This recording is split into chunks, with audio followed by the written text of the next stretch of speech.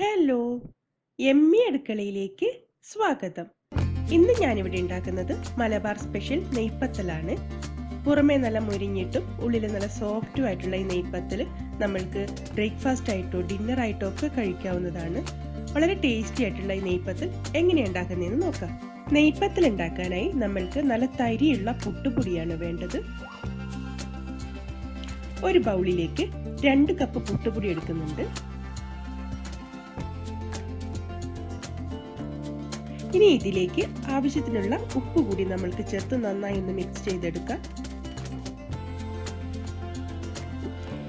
ഇനി നമ്മൾ പുട്ടുപൊടി എടുത്ത അതേ കപ്പിൽ തന്നെ 2 കപ്പ് ചൂടുവെള്ളം കൂടി നമ്മൾ ഒഴിച്ചു കൊടുക്കാം.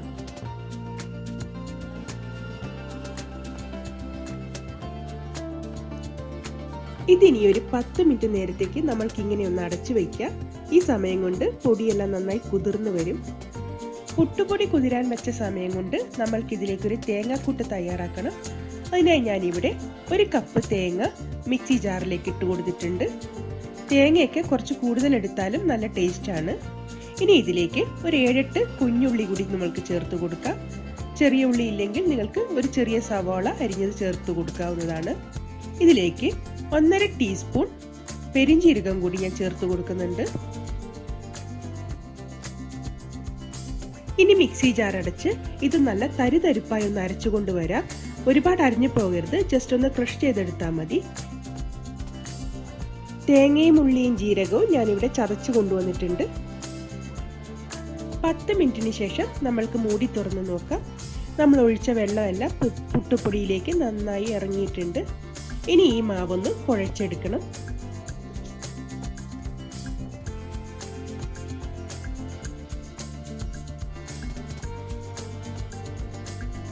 ഞാനിവിടെ കുറച്ചുകൂടി വെള്ളം ചേർത്ത് നന്നായി ഒന്ന് കുഴച്ചെടുക്കുന്നുണ്ട്.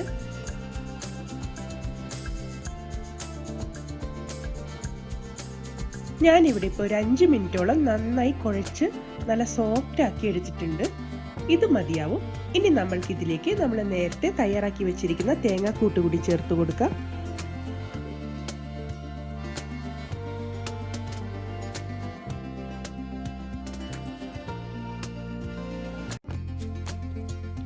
ഇനി ഇതെല്ലാം കൂടി നന്നായി ഒന്ന് മിക്സ് ചെയ്തെടുക്കാം.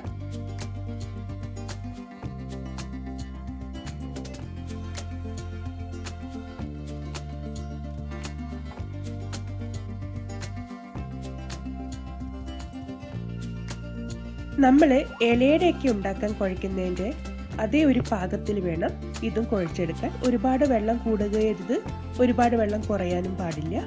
എന്നാൽ മാത്രമേ നല്ല പെർഫെക്റ്റ് ആയിട്ടുള്ള നെയ്പത്തൽ നമ്മൾക്ക് ഉണ്ടാക്കിയെടുക്കാൻ പറ്റുള്ളൂ. ഇവിടെ ഞാനിപ്പോൾ എല്ലാം കുഴച്ചെടുത്ത് വെച്ചിട്ടുണ്ട്. ഇനി നമ്മൾക്ക് ഇതിൽ നിന്ന് ഓരോ ചെറിയ ഉരുളകളായി എടുത്ത് ഉരുട്ടിയെടുക്കാം.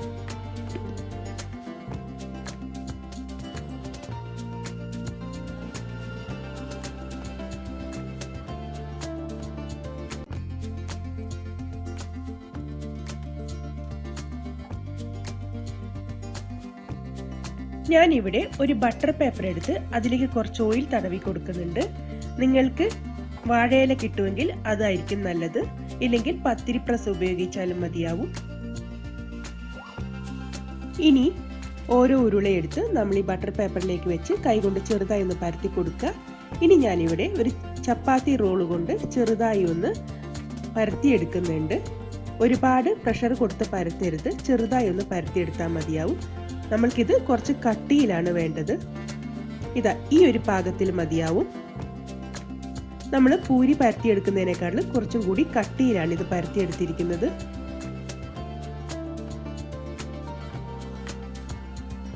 ഇതേ രീതിയിൽ ഇനി നമ്മൾക്ക് ബാക്കി എല്ലാ മാവും പരത്തിയെടുക്കാം.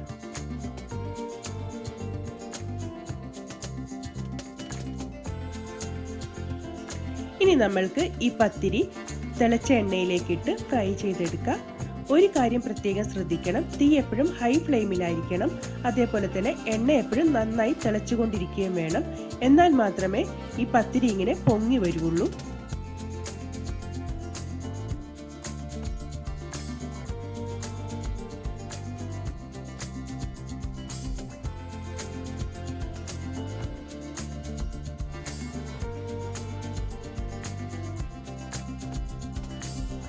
ഇത് പെട്ടെന്ന് ഫ്രൈ ആയി കിട്ടും.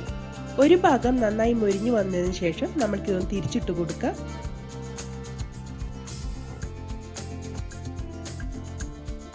രണ്ട് ഭാഗവും തിരിച്ചും മറിച്ചും ഇട്ട് നന്നായി ഒന്ന് ഫ്രൈ ചെയ്തെടുക്കണം. ഇതിപ്പോൾ ആയിട്ടുണ്ട്. ഈ ഒരു പാകത്തിന് നമ്മൾക്ക് എണ്ണയിൽ നിന്ന് കോരി മാറ്റാം.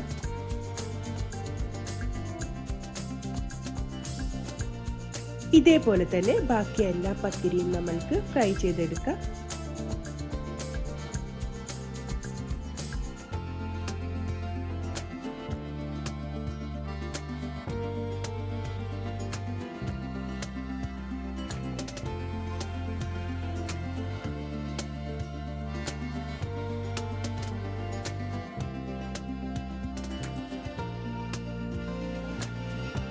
നല്ല ചിക്കൻ കറിയോ ബീഫ് കറിയോ വെജിറ്റബിൾ കുറുമയോ ഒക്കെ കൂട്ടി കഴിക്കാൻ പറ്റുന്ന നല്ല ടേസ്റ്റി ആയിട്ടുള്ള ഒരു വിഭവമാണ് ഈ നെയ്പത്തൽ. നിങ്ങൾ എല്ലാവരും ഒന്ന് ട്രൈ ചെയ്ത് നോക്കുക.